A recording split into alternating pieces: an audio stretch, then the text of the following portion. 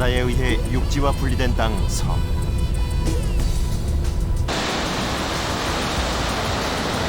섬은 신비로움과 동경의 대상이다. 바다를 사이에 두고 섬은 육지와는 다른 특별한 자연 생태계를 이룬다. 우리나라의 섬은 모두 3,150여 개. 그중 400여 개에만 사람들이 살고 있다. 바다를 건너 섬으로 간 동물들이 있다.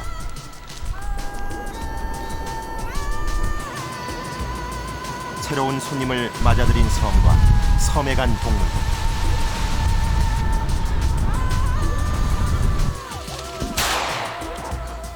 섬에서는 과연 어떤 일들이 벌어지고 있을까?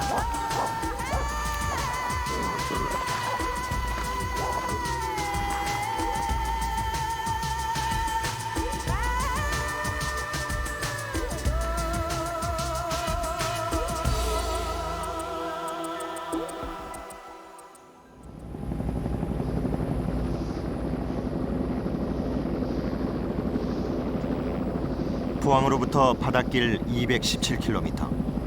그 끝에 울릉도가 있다.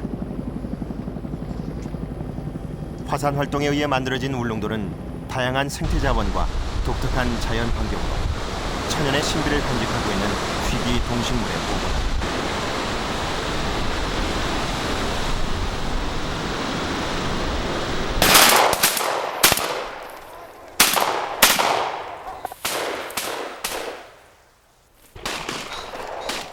신비의 섬 울릉도의 늦가을. 총소리가 요란하다.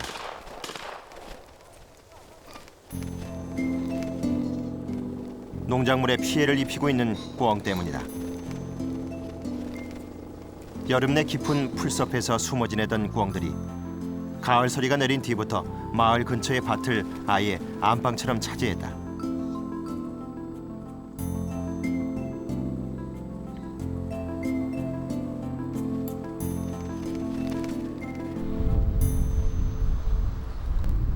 가파른 경사로 이루어진 화산섬 울릉도에서 농사가 가능한 지역은 전체 면적의 15%뿐.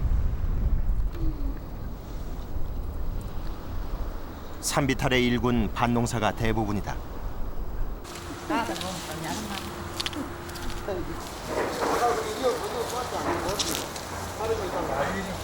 거의 파문부라요 그게. 예. 울릉도의 밤마다 농민들의 한숨이 깊다. 꿩은 땅에 묻힌 감자까지도 참 알뜰하게 쪼아 먹었다. 요새 송편을 내고해. 이러면 다 상품은 그다음에 무엇이냐 이거. 전부 다 꼴줘래. 옹전에 있는 데는 수확이 안 돼. 강화도 안 돼. 땀 흘린 농민들이 거두는 것은 결국 꿩의 뱃속을 채우고 남은 것들뿐. 작년 고구마 농사도 꿩 때문에 어쩔 수 없이 절반은 수확을 포기했다. 여러분들 주리가 더 팔거네.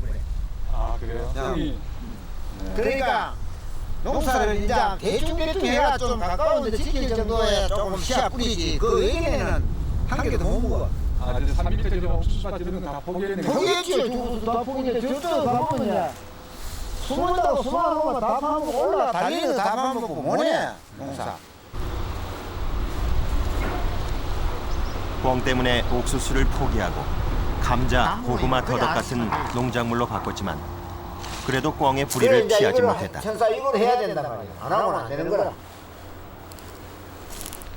그래도 무야니까 무슨 뭐 해봐야지. 시름은 깊지만 그렇다고 손을 놓을 수는 없다. 그전에는 마음 놓고 그저만 농사 누가 가나 뭐 10만 원만 수확하고 10만 원 수확했는데 2년을 마음이 불안해 숨지를 못 쉬다 먹고 이런 거지. 비싼 시저 여기서 구이래갖고 10만 원만 그거 인건비 내리고 없어져 부재 종자대 없어져 부재 내뭐 허니 밥이야 부재 미국 좀 다 손해 그렇다.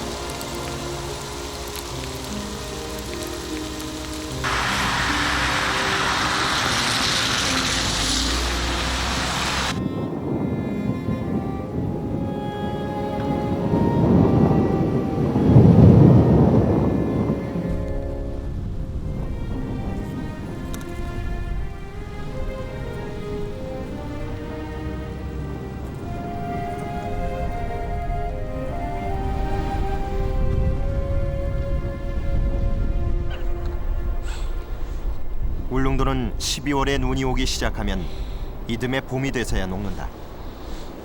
외딴섬은 혼자서 600여 종이 넘는 다양한 식물과 더불어 독특한 자연 생태계를 이뤄냈다.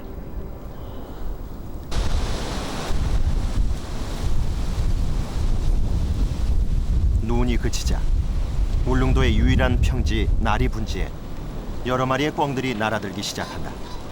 먹이를 찾기 위해서다.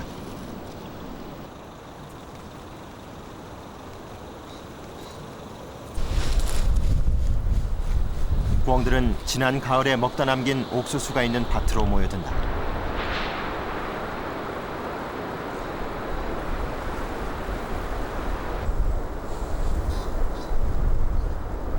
꿩들이 가장 좋아하는 옥수수를 차지한 것은 수컷들.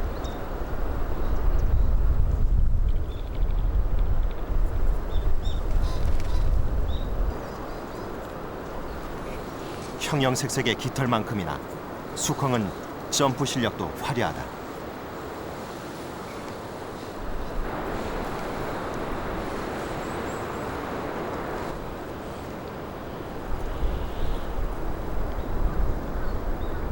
꿩은 수컷 한 마리가 여러 마리의 암컷을 거느리는 전형적인 일부 다처의 새다.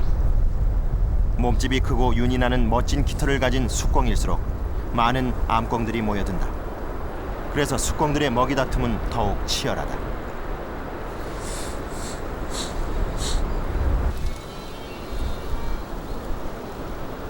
꿩의 식성은 다양하다. 농작물은 물론 곡식의 나달과 풀씨, 메뚜기나 개미, 심지어 지네와 달팽이도 마다하지 않는다. 어떤 종류의 먹이도 가리지 않는 꿩이지만 눈 내린 겨울은 힘겹다.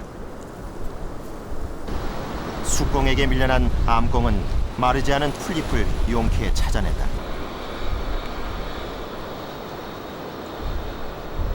꿩의 짧은 부리는 눈을 헤치고 금세 구덩이를 만들었다.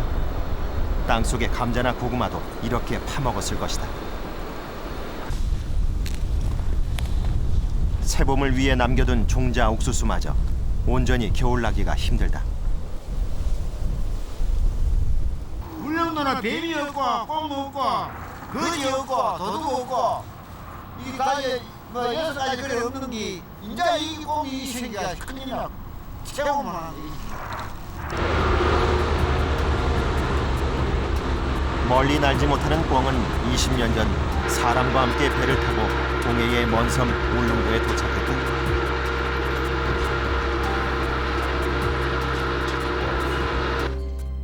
관상과 식용을 목적으로 들어온 꿩은 한동안 사육장을 벗어나지 못했지만 그해 태풍에 꿩을 가둬놓았던 그물이 찢어졌고 그렇게 해서 꿩들은 울릉도에서의 자유를 허락받았다. 한 번에 6개에서 많게는 18개까지 알을 낳는 꿩의 강한 번식력은 결국 울릉도를 꿩의 천국으로 만들었다.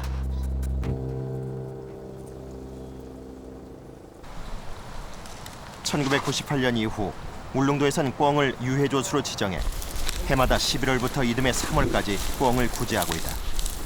해마다 1000여 마리 이상을 솎아냈고 올해도 1500마리 정도를 잡을 계획이다. 하지만 꿩의 숫자도 피해도 줄어들지 않고 있다.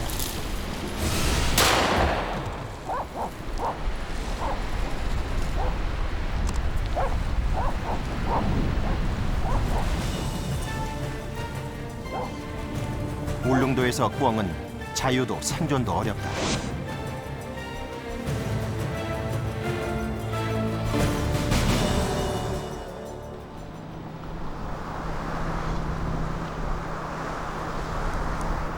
여수항에서 남쪽으로 115km. 남도의 바다를 2시간여 동안 쉼없이 달려야 거문도와 만날 수 있다. 고도와 동도, 서도 모두 3개의 섬으로 이루어진 거문도. 이 섬의 인구는 모두 1800여 명인데 거문도에서 사람의 숫자보다 많은 건 떠도는 야생 고양이들이다.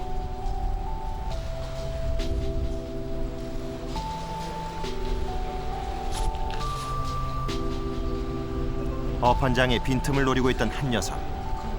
카메라를 발견하자 귀찮은 듯 비호같이 그 자리를 떠난다. 바람 많은 섬에서 대나무 숲과 야산은 방해받지 않는 고양이들의 안식처. 그래도 배고픔을 달래줄 먹이는 아쉽다.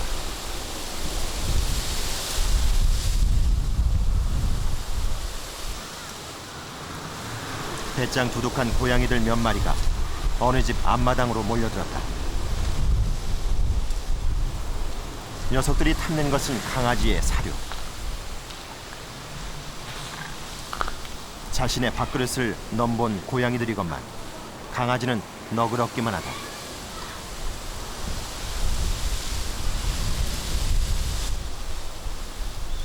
항상 먹이를 찾아 떠도는 서글픈 처지인데도 고양이는 살이 올랐다.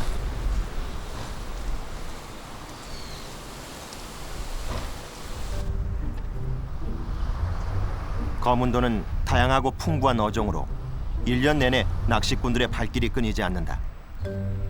아까부터 낚시꾼의 눈치를 보고 있는 한 녀석. 기다림이 지겹지만 포기하지는 않을 모양이다. 마침내 낚시꾼들이 떠나면서 고양이의 오랜 기다림도 끝난 것 같다.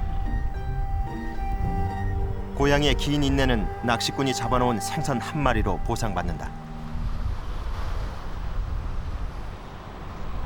자신만의 영역을 정해놓고 다른 녀석들은 가까이 오지 못하게 하는 고양이들. 먹이가 풍부한 방파제는 고양이들이 서로 공유하는 공간이다.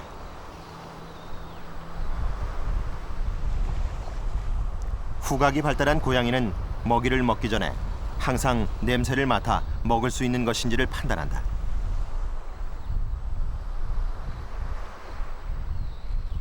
녀석은 먹이가 별로 마음에 들지 않는 것 같다.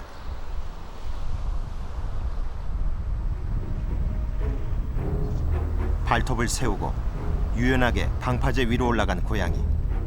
녀석의 구미를 당긴 건 사람들이 말리고 있는 고등어. 소금을 뿌려 짭짤한 생선이 고양이들이 제일 좋아하는 먹이다.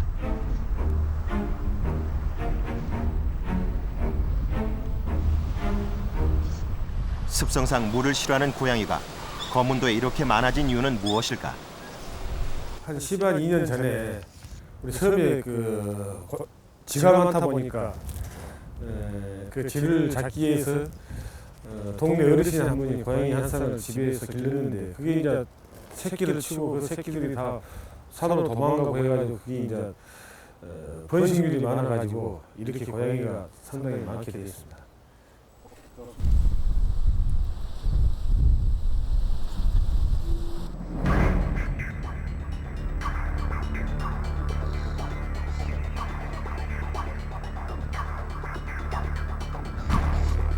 거문도에 밤이 깊었다.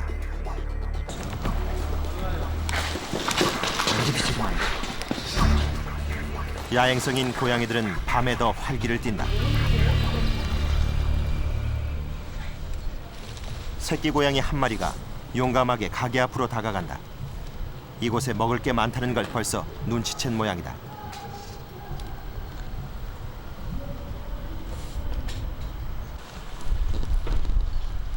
고양이의 눈은 사람보다 6배가 밝다. 그래서 아무리 어두운 밤이라도 가지 못하는 곳이 없다.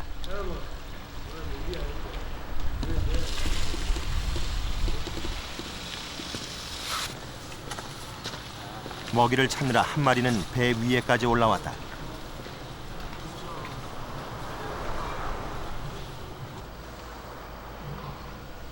쓰레기 봉지를 노리고 있는 녀석.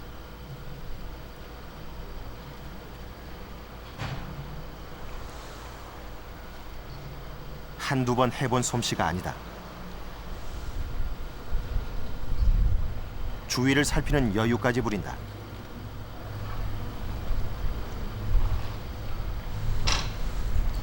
결국 얻고자 했던 것을 차지하고야 만다.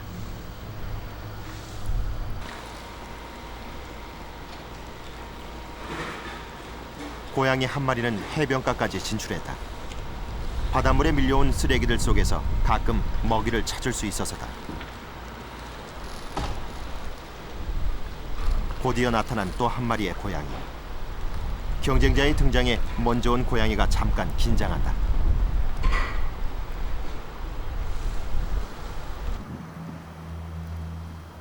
주택가 골목에선 아까부터 한 녀석이 잠복 중이다. 녀석의 목표는 건어물 가게. 한참 동안 뜸을 들이던 녀석이 움직이기 시작했다. 문 앞에 가방이 있는 걸 보면 근처에 사람이 있는 것 같다. 그래도 고양이는 신경 쓰지 않는다.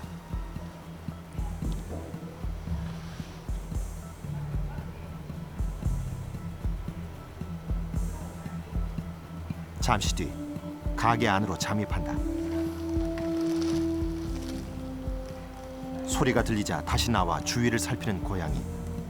녀석은 결코 서두르지 않았다.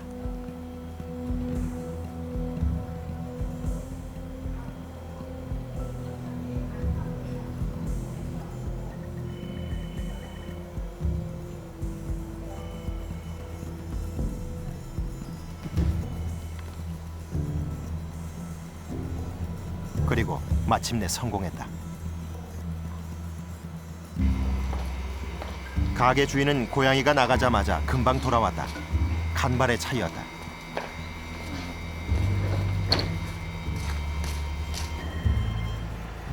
조금 전 그 고양이가 다시 왔다. 문은 굳게 닫혔지만 미련을 버리지 못한다. 고양이가 자리를 뜬 건 자동차 때문이었다.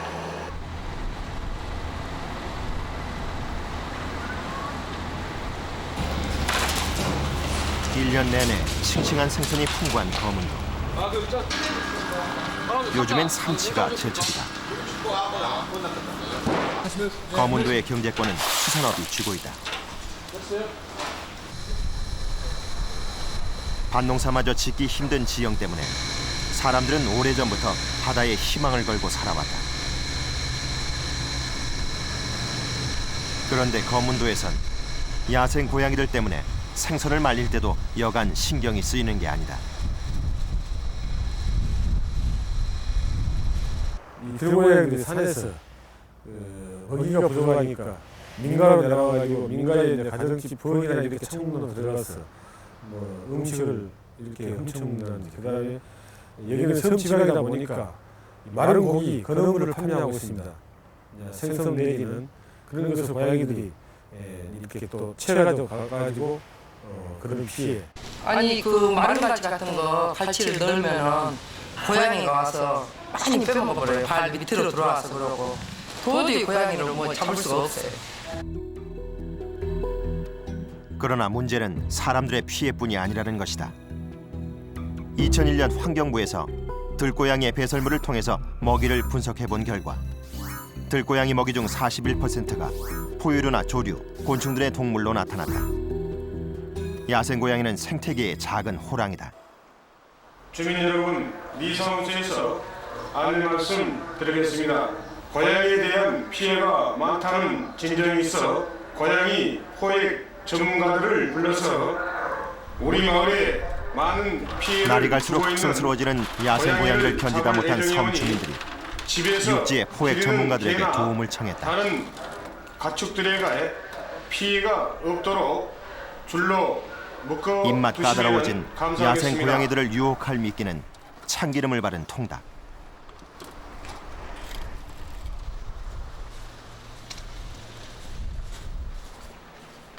(2003년에도) 한 차례 고양이 포획을 했다. 당시 400여 마리가 잡혀 육지로 갔지만 거문도에선 고양이가 전혀 줄어들지 않았다. 남아있던 고양이들이 빈자리를 채우고 계속 번성해 간 것이다.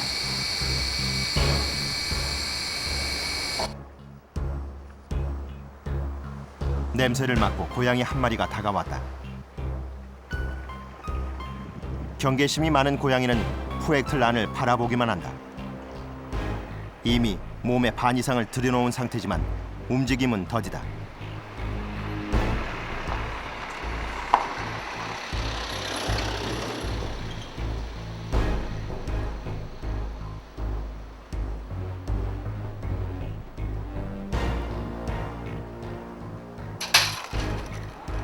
결국 한 마리의 고양이가 미끼의 유혹에 넘어가고 말았다.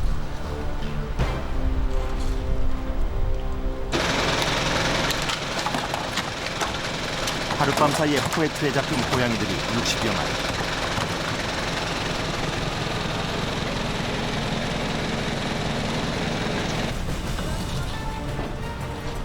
고양이는 제 의지와 상관없이 섬에 들어왔고 다시 또 이렇게 떠난다. 만남도 헤어짐도 고양이들에게 그저 낯설다.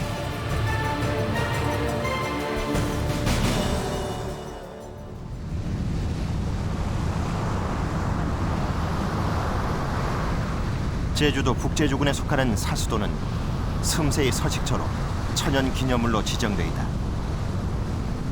사람이 살지 않는 2만여 평의 섬은 새들이 안심하고 쉴 수 있는 낙원이다.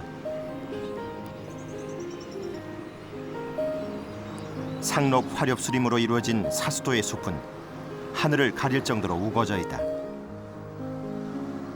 까마귀 쪽나무, 새들에겐 아주 유용한 나무다. 가지는 보금자리가 되고 열매는 새들의 별미가 된다.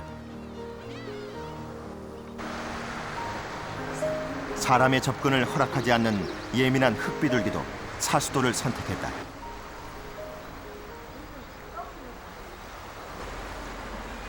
사수도의 귀염둥이 바다 직바구리.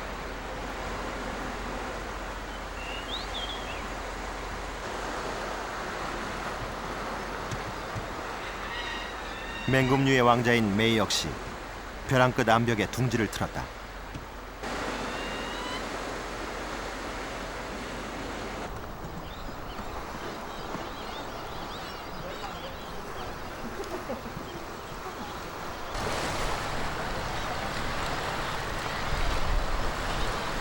사수도 근처 바다 위를 낮게 날며 먹이 활동에 여념없는 녀석들은 슴새들이다.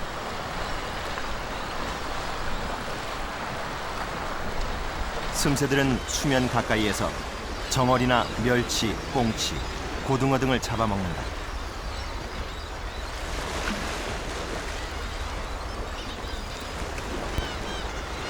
슴새는 봄부터 가을까지 사수도에서 지내고 6천여 킬로미터 떨어진 호주 해역까지 가서 겨울을 난다. 우리나라 철새들 중에선 가장 멀리 이동하는 새다.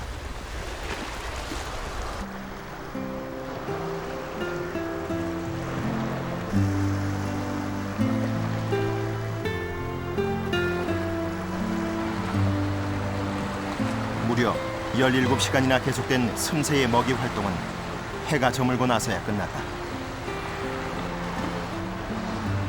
그리고 무리를 지어 보금자리가 있는 사수도로 돌아오기 시작한다.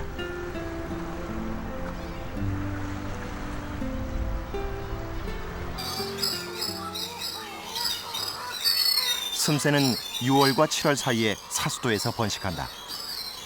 번식기를 맞은 슴새들이 섬으로 돌아와 시끄럽게 짖어댄다. 발에 물갈퀴 덕에 바다 생활은 편하지만 땅에서는 이것 때문에 뒤뚱뒤뚱 걷는다. 다른 새들과 달리 슴새 둥지는 땅속에 있다. 땅굴 파기 명수인 슴새. 어떤 녀석은 1m까지 파서 둥지를 만들기도 한다. 주로 나무 밑둥이나 갈대숲, 풀 아래 흙을 파서 둥지를 만드는데 남의 보금자리를 침범한 불청객 때문에 둥지 안에선 싸움이 벌어졌다.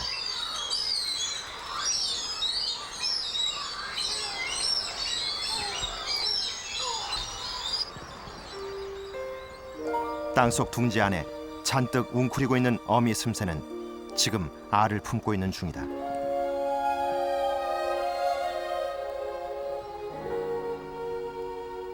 슴새는 1년에 한 개씩 알을 낳아 2달 가까이 품는다.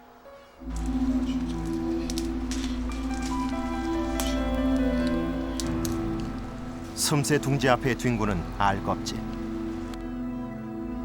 슴새 부부의 한 해 번식은 실패로 끝났다. 대체 알은 어떻게 해서 깨진 것일까? 알이 부화를 했을 경우 이쪽 두꺼운 부분을 통해서 새끼가 알을 깨고 부리를 통해서 알을 깨고 나오게 되는데 지금과 같이 쥐가 포식했을 경우에는 절반가량을 이렇게 부셔서 안에 있는 내용을 뽑은 것으로 확인할 수 있습니다.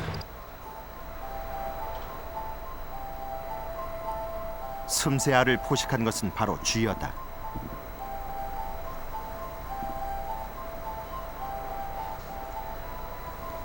사수도의 쥐는 육지의 쥐보다 훨씬 몸집이 크다. 쥐는 사람이 살지 않는 이 섬까지 과연 어떻게 왔을까? 배 때문에 들어왔나요? 예. 다들 전방한 배들이 이제 지가 이제 배가 있다가 이제 줄 타고 내려오고. 우리 옛날에 이 집 앉았는데 그래서 앉았는데 우리 가빠지는데 지가 발도 물고 이불도 올라다니고 얼굴 타고 다니고 그러고 우리가 내려 떨어지고 손에도 침을 떨어지고 오라고. 뜻하지 않게도 사람들의 발걸음이 쥐를 이 섬에까지 데려다 놓은 것이다.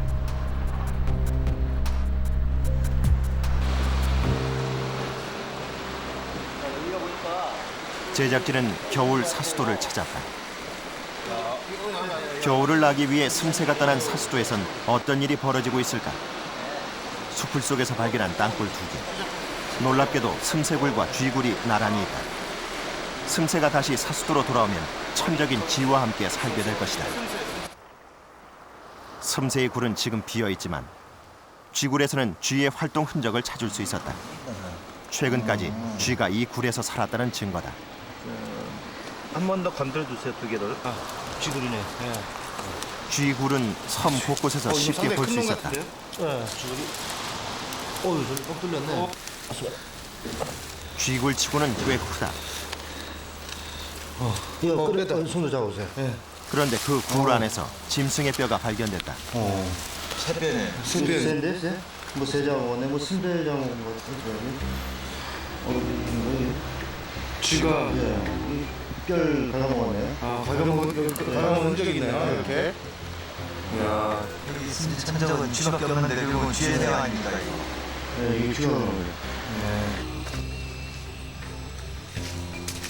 나뭇가지에서 발견한 새의 사체는 슴새였다. 둥지로 돌아가기 위해 나뭇가지에 내려앉다가 목숨을 잃은 것이다. 6천여 킬로미터. 부지런히 날아온 슴새의 날개는 사수도에서 멈추고 말았다. 배설이야, 큰 배설인데.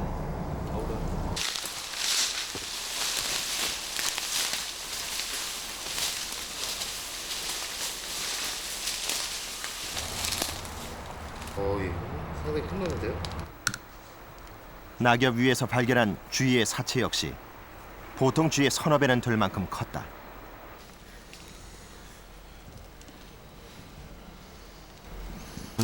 집쥐 같이 생겼는데 이 뭐 골격이 아주 대단해요. 뭐 토끼뼈가 저니까 굉장히 탄탄해 보이고. 지금 머리가 없는 상황인데 머리를 포함하면 약 22cm, 23cm 될 것 같습니다. 기록이 상당히 기네요 이거. 몇 cm 정도? 9cm 되네요. 19cm 정도. 19cm. 저쪽은 또 저쪽에도 뭐가 있네. 여기 숨새굴이잖아. 네, 숨새굴인데 숨새굴로 지금 뭐가 있다가 쏘고 들어가는데 여기 쥐가 그랬나 본데? 네, 쥐가 이 털을 여기서 먹다가 이 안으로 끌고 들어갔네요 다. 쥐가 물고 들어간 것 같아요. 뭐. 쥐가 그 숨새굴로 숨새가 지금 저 둥지에 비었는데 여기 번식하고 나간 자리예요. 근데 저 안으로 물고 들어갔네요. 저 안에 보면 지금 털이 많이 들어갔어요. 몸집을 불린 사수도의 쥐는 슴새 알뿐만 아니라 다른 새도 공격한다는 얘기다. 풀이 안에서 풀도 나오잖아요 이게. 그러네요. 이거 깃털 나왔잖아요. 이거 이런 것들이 쓰여서 나오잖아요. 이게 생풀이 이게 물고 들어가는 게 쥐가 그랬거든요 이게. 먹이를 저장하는 습성이 없는 쥐는 겨울에도 여전히 왕성하게 활동하고 있었다. 쥐는 야행성이다. 그래서 밤에 멸치를 미끼로 쥐를 유인해 보기로 했다. 마침내 쥐가 모습을 드러냈다. 사수도에서 쥐는 앞으로도 계속 숫자를 불려가면서 슴새를 위협하는 포식자로 남을 것이다.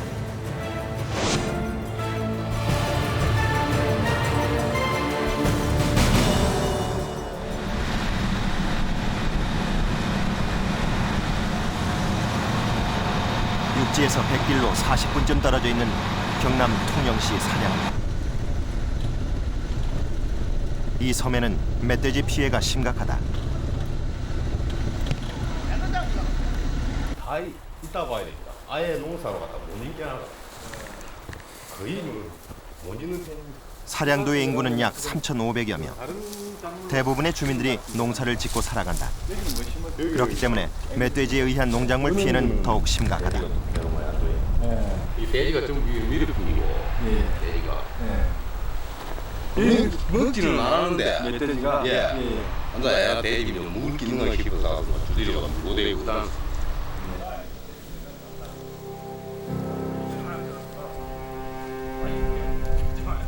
논에는 수확을 포기한 벼가 반 이상이다. 자세히 보니 벼 나달이 제대로 붙어 있는 것이 거의 없었다. 떼고 아까만 이렇게 하고 때리 아까만 이거는 돼지가 이제 이 훑어 먹고 돼지가 훑어 갖고 그 씹어 갖고 팼다 내고 이래 이 나라가 그래 하나도 아무도 있는 건 하나도 아무도 있고 돼지 벌써 이쪽으로 다 돼지들이 지나가면서 아이고 돼지 벌써 옵니다. 곳곳에 논을 망치고 간 멧돼지 발자국이 뚜렷하게 남아있다. 배설물도 보였다. 가스 분출되면서 라이트 있잖아요. 멧돼지를 퇴치하기 위해 섬 사람들은 갖가지 아이디어와 방법을 동원하고 있다. 그냥 이 하력이 너무 커. 그럼 여기 뿔하고 포금과 동시에 튄단 말입니다. 이렇게 그 포금이 너무 굉장히 크거든. 그런데 그 돼지가 하는 앞에 이게 그 소리 듣고도 놀라지 않고 오히려 더 하는 것 같아요. 사람들이 만든 기구들은 멧돼지에게 무용지물이 되고 말았다. 작년 가을의 농작물 피해는 더욱 늘어났다. 10여 년 전만 해도 멧돼지를 볼 수 없었다는 사량도.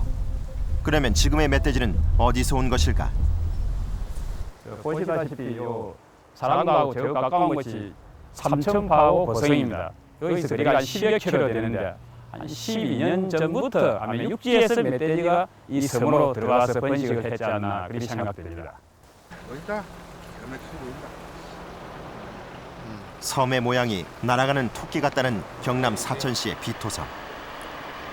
1998년 다리가 놓이면서 육지와 이어졌다.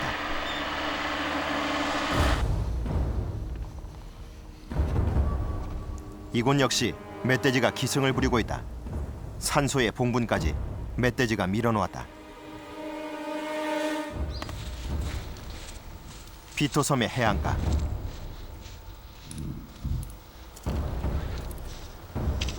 모래 위에 그대로 남아있는 발자국.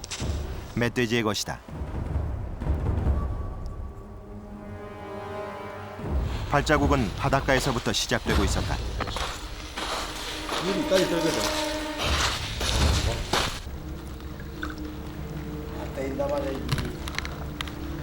제작진은 바다에서 헤엄치는 멧돼지를 봤다는 한 사람을 만날 수 있었다. 일과를 마치고 철수하는 과정에서 만났어요. 만났는데 뭐가 푹푹 지나가는 소리를 보고 듣고 보니까 하마처럼 건너가는 게 있었는데 그 자세히 가서 배를 보니까 산돼지였어요. 한 70km 정도 되는 산돼지가 지나가고 있었어요. 그래서 거기 또 하마처럼 가는 모습이 기하고 코만 내놓고 물이 들어오면 코로 불어내면서 푹푹 하고 가고 있어요. 지금 저쪽 보이는 저 섬을 향해서 가고 있었는데 우리가 한참 따라가다 왔어요. 동서가 정명석이 우리는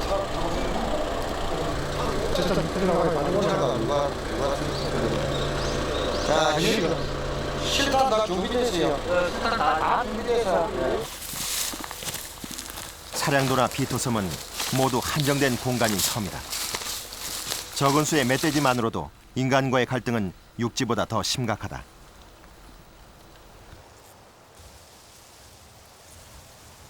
그래서 사람들은 이렇게 총을 들지 않을 수 없었다. 요쪽에 하우장 두 마리 있다. 한 70건, 80건 되는 거.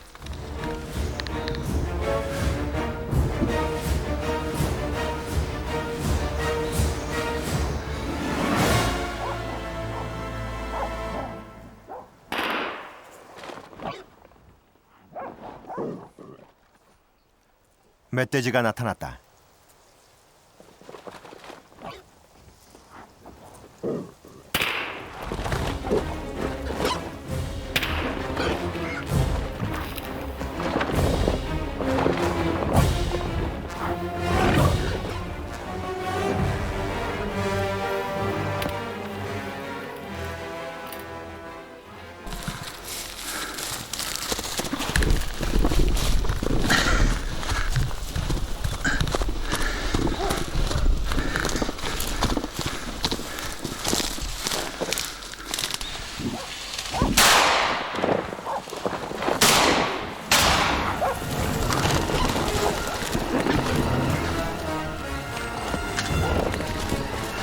생존을 위한 몸부림은 오래가지 못했다.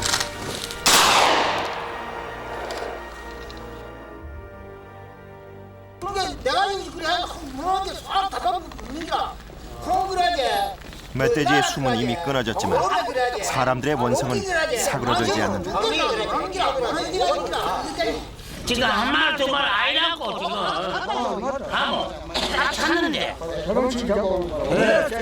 내가 이거가지고 이 대기 하나도 못 받았는데 이때까지 한 마리도 없이 시작하고 하나도 없다고 정부에서 말하자면 이걸 갖다 다 잡아서 문제야 되지. 그럼 배 대부분이나 배부가지고 보사 사람들 와놓으면 이거 보사 안 하는 거야. 섬으로 온 멧돼지. 그 잘못된 만남의 끝은 죽음이었다.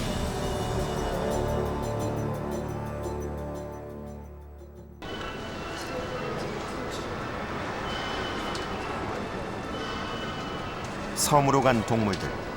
그로 인한 피해는 일본에서도 마찬가지로 일어나고 있다. 일본의 자연환경연구센터. 주로 환경부나 각 지역의 위탁을 받아 섬의 동식물에 대한 조사를 맡고 있는 곳이다. 타키구치 씨는 6년 전부터 오가사와라 열도의 염소에 대한 조사와 구제 작업을 담당하고 있다. 사람에 의해 섬으로 옮겨진 동물에 대한 그의 생각은 단호하다.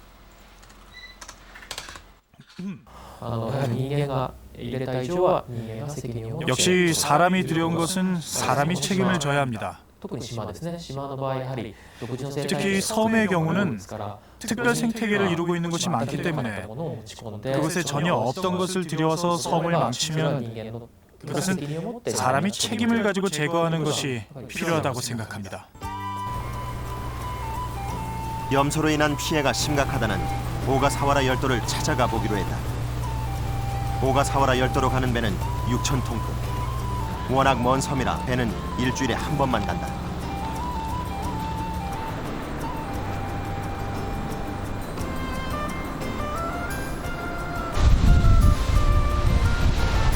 오가사와라 열도는 도쿄항에서 무려 1,000km.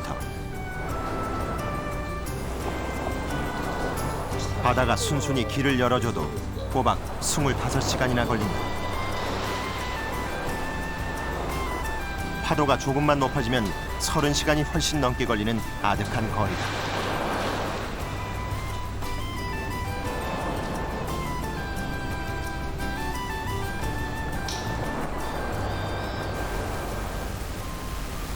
망망대해의 외로움을 이겨낸 오가사와라 열도는 연평균 기온 20도씨 1년 내내 겨울이 찾아오지 않는 천혜의 기후를 선물받았다. 특히 열도를 이루고 있는 30개의 섬들 중에서 90% 이상이 국립공원으로 지정될 만큼 독특한 생태계를 자랑한다.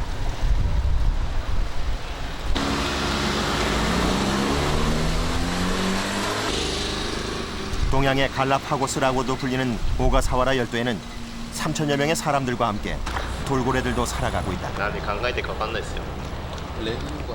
30m 깊이까지 들여다보이는 투명한 바다는 1년 내내 다이버들과 관광객을 불러들인다.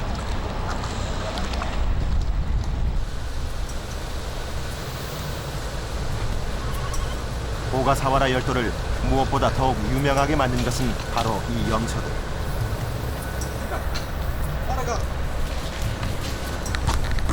길가에 관상수를 먹기 위해 산을 내려온 염소들은 겁없이 도로까지 점령한다. 자동차도 무서워하지 않는 도로의 무법자들 탓에 사고도 빈번하다.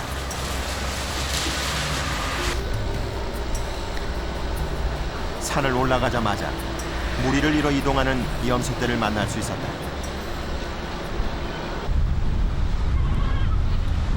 염소는 5,000년 전에 사람이 가축으로 길들였다.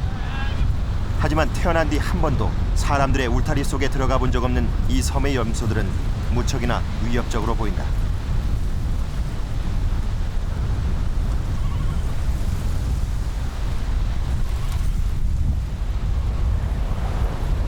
가파른 산과 높은 바위를 좋아하고 아슬아슬한 절벽 타기를 즐기는 염소들. 먼 조상 때부터 천적을 피해서 산악지방에서 살았던 습성을 잃어버리지 않은 이유다.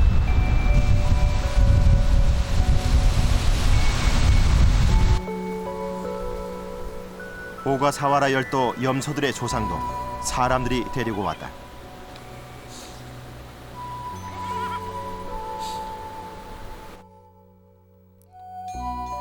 머나먼 이 오가사와라 열도에 사람들이 정착한 것은 19세기 초인 1830년경. 그 이후 여러 나라의 고래잡이 배들이 섬에 들어왔고 그들은 비상식량으로 데리고 다니던 염소들을 이곳에 남겨놓고 떠났다. 포경선이 떠나고 섬에 남겨진 염소들에게 평균 20도씨의 아열대 기후 그리고 섬에서 자라는 다양한 식물들은 염소가 번식하는 데 최상의 조건이었다. 염소 암컷이 한 번에 낳는 새끼는 보통 2마리, 임신 기간은 5달이다. 그래서 1년에 2번까지 새끼를 낳는다. 염소는 생후 3-4개월 후면 번식이 가능하다.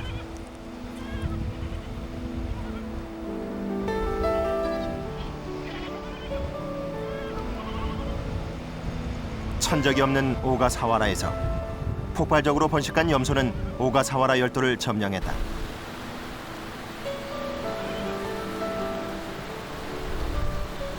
먹성 좋은 염소.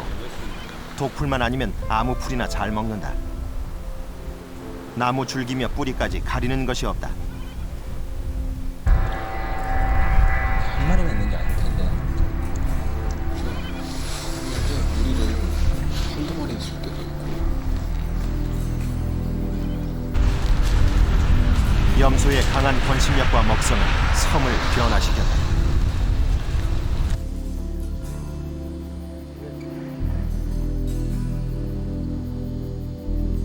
염소는 섬의 허용 한계를 넘어섰고 결국 섬은 염소의 먹성을 당해내지 못했다. 그래서 섬의 고유종 중 40% 이상이 멸종했다. 붉게 변한 민둥산은 더 이상 다른 생명을 품을 수 없었고 자연 생태계의 평화는 깨졌다.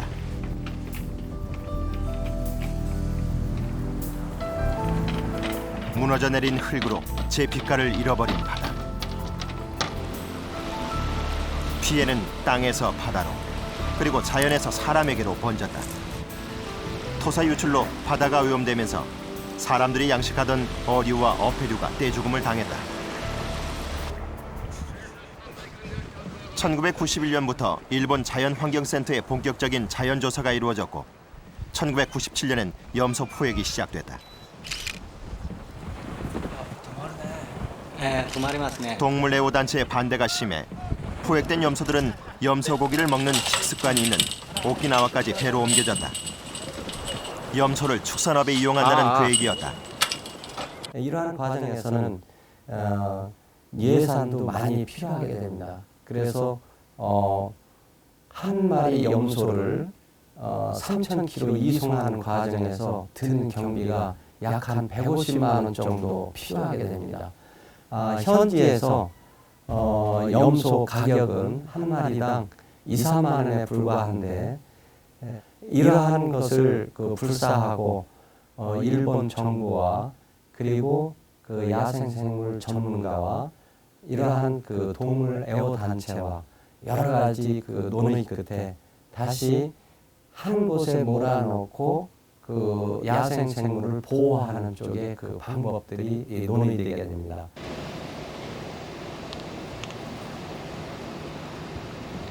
포획한 염소를 오키나와로 옮기는 것은 비용도 많이 들었지만 야생의 염소들이 먼 거리로 이동하는 과정에서 30% 이상이 병들거나 죽었다. 뿐만 아니라 옮길 수 있는 마리수도 한계가 있어 염소 개체수를 확실히 줄일 수는 없었다.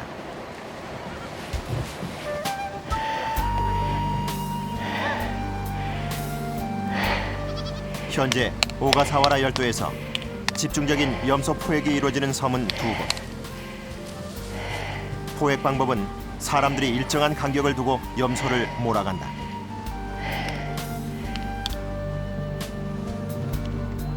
예전에는 사냥견을 동원하기도 했지만 동물학대라고 해서 지금은 전적으로 사람들만 염소몰이를 하고 있다.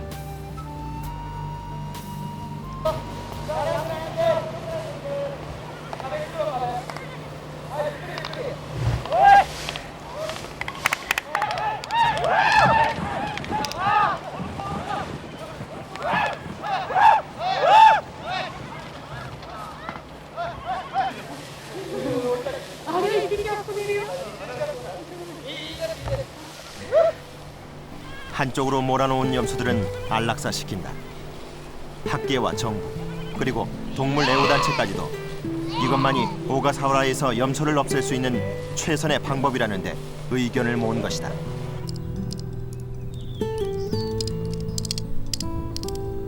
염소들이 떠난 뒤 섬에서는 자연을 회복시키기 위한 작업이 진행된다. 먼저 염소로 인해 벌거숭이가 된 산에 산사태를 막기 위한 작업을 시작했다.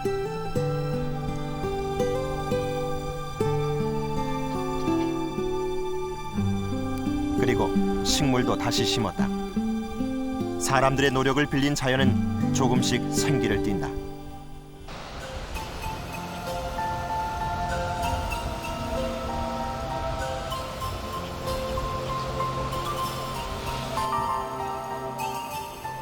섬을 떠났던 새도 돌아오기 시작했다.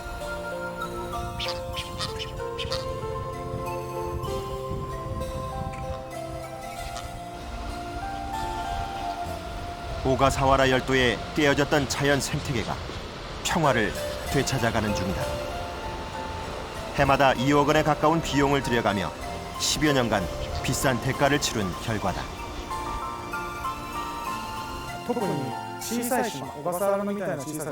오가사와라 같은 작은 섬은 세계 어디나 같을 것입니다만 작은 섬에서는 원래부터 생물의 수가 적기 때문에 염소와 같은 것들이 들어왔을 때 그것이 먹을 것이 없습니다.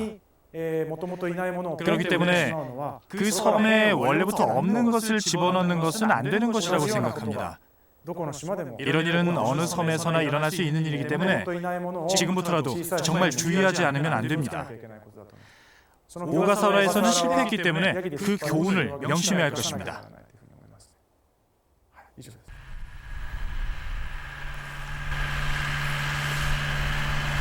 제작진은 다도해 해상 국립공원 내에 있는 전라남도 여수시의 금오도를 찾았다. 자리가 불편하시더라도 이 섬에 2년산 꽃사슴 19마리가 방사된 것은 2004년 6월.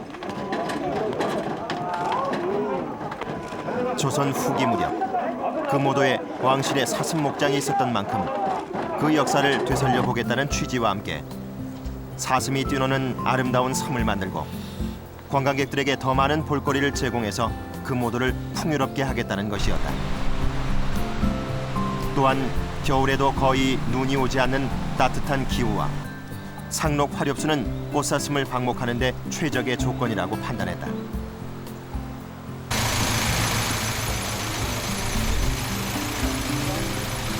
하지만 꽃사슴 천국을 만들겠다는 꿈은 그리 오래가지 못했다. 나는 이제 면사무소 지원을 받아가지고 꽃사슴을 방목한 지 1년 7개월이 지난 지금 금오도는 과연 어떻게 변했을까? 금오도의 겨울숲은 벗겨진 나무 껍질들로 황량했다. 10년 이상 자랐던 삼나무 줄기의 껍질 대부분이 예리하게 벗겨진 상태.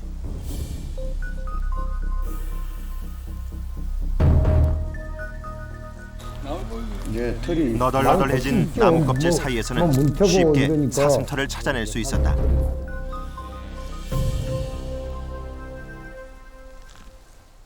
저쪽 와보니까 진짜 이 나무 껍질을 이렇게 빗기으니까 사람이 이렇게 지금 설마에 뭐 사슴이 이렇게 빗기으려느냐 그랬죠. 그러네요. 그래갖고 그 노인들을 나가 많이 나무를 했어요. 나무 껍질을 이렇게 빗겠다고. 그랬더만 그렇게 이것은 작년에 한 게 아니에요. 쭉 나가버리죠. 근데 이렇게 막 더들더들 이렇게 다 빗겨버려요. 말라가고 있는 나무에선 생명의 기운이 더 이상 느껴지지 않는다. 나무를 이렇게 새를 치는 거 몰라? 참.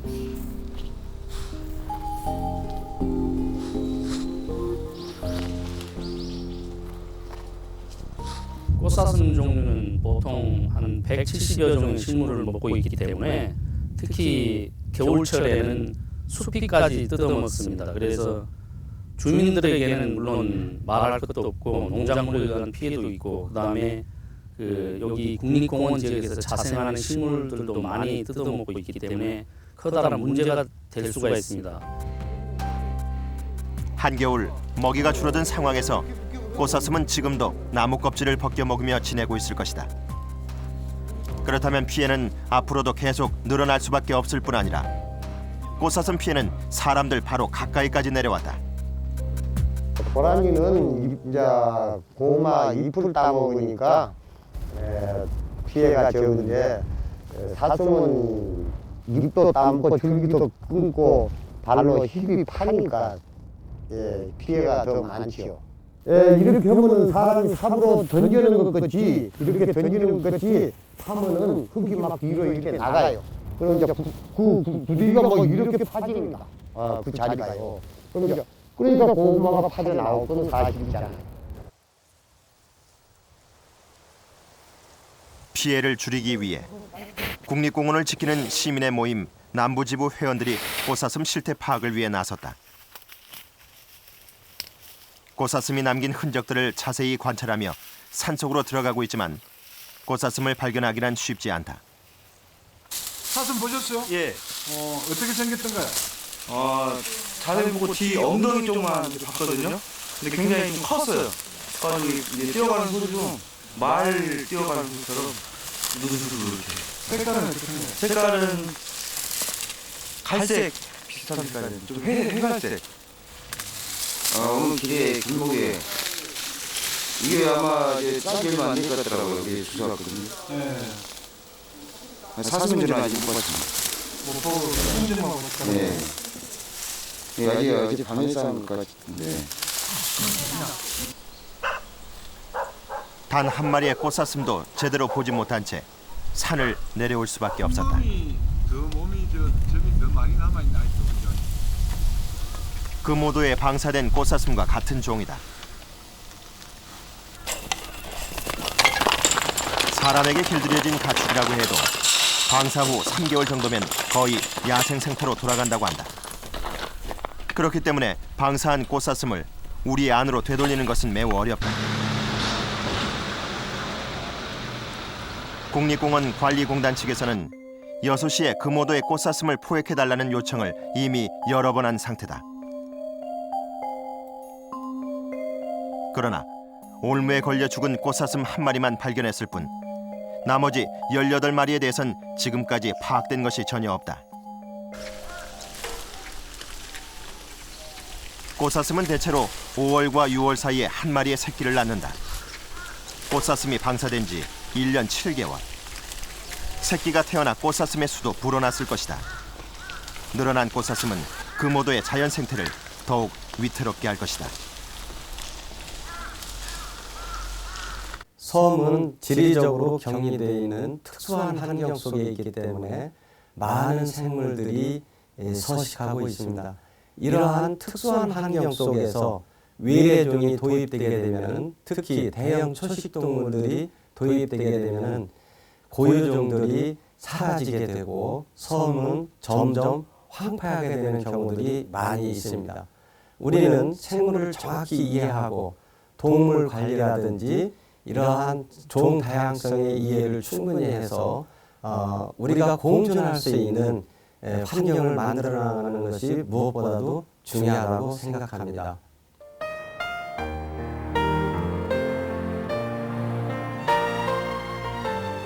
오늘도 섬으로 많은 사람들이 오고 간다.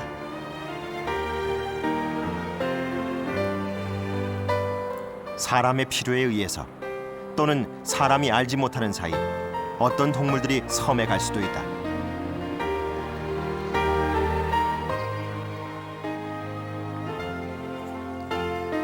섬의 특수한 자연 환경에 대해 충분한 이해와 준비 없는 외래종의 유입은 섬의 자연은 물론 그 섬에서 평생을 살아온 사람들에게까지 피해를 가져다 준다.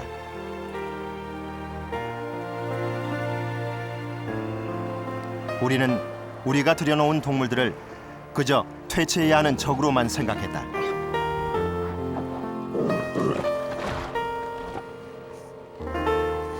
사람과 함께 동물도 살아갈 수 있는 환경을 만들기 위해서는 이 둘의 공존을 위한 준비를 더욱 철저히 해야 할 것이다.